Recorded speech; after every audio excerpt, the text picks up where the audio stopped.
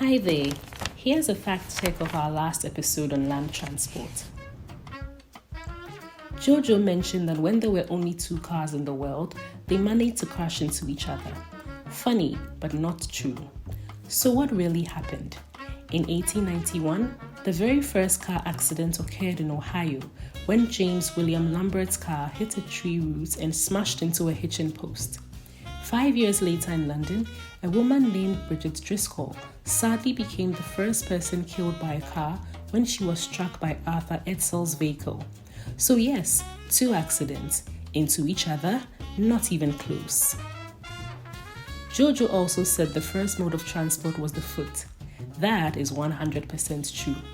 Since the beginning of the world, people have been getting around on 2 feet, with a little help from snowshoes, skis, and other clever inventions along the way. Then came the great debate about whether the wheel was discovered or invented. Here's the answer. It was invented.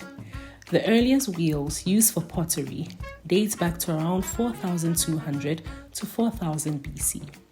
While no one knows who first invented the wheel, Mesopotamians are widely credited, although wheels may also have been invented independently in China around 2800 BC. So sorry, Jojo, no Asian's genius is watching an orange roll thinking, wow, that's a transportation revolution.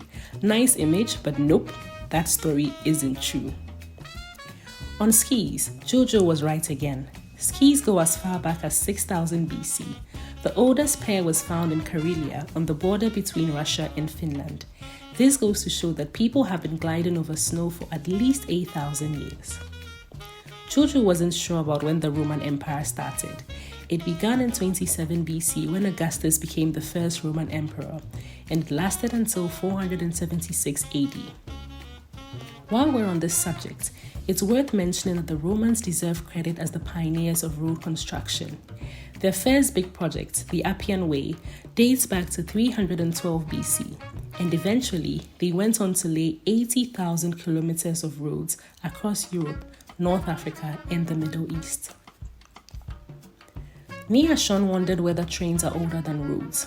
No, roads predate trains by thousands of years. The first formal roads appeared around 4000 BC, while modern trains only emerged in the 19th century.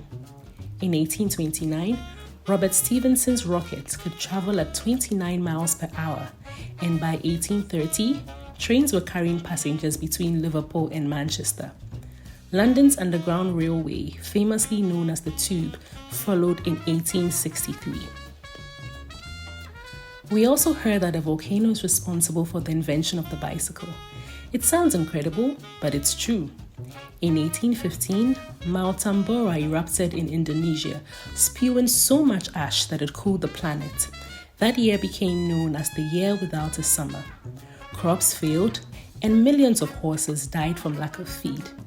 This was a major problem because horses were the primary mode of transportation.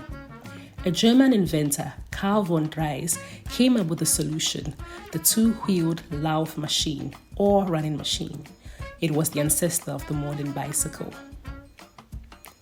Jojo suggested that transport went straight from steam engines to motorbikes to cars. Not quite. In reality, inventors were experimenting with all sorts of machines at the same time: carriages, tricycles, bikes. Steam-powered motorbikes showed up in 1867, gasoline versions in 1885, and Carl Benz patented the first proper car in 1886. Think of it less like a straight line and more like a group project with each member working on a different component.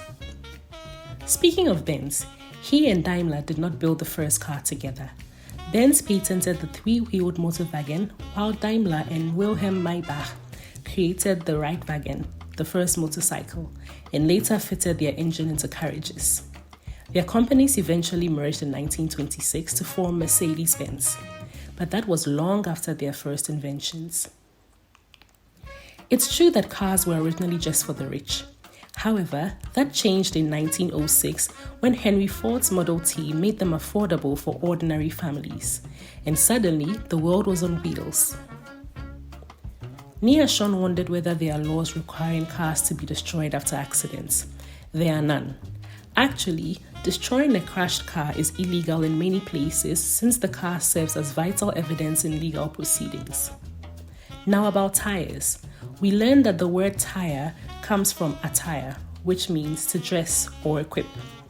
In the 17th century, wheelwrights would say that wheels were attired with iron bands. This later evolved into the word tire. And finally, Jojo was right. Tires used to be white. Early rubber was off-white, and manufacturers even used zinc oxide to strengthen and brighten it further. In 1910, they added carbon black for extra strength. Black tires then became the standard look we still see today. And that's your fact check for our ride through the history of land transport. Buckle up and join us next time on How Did We Get Here?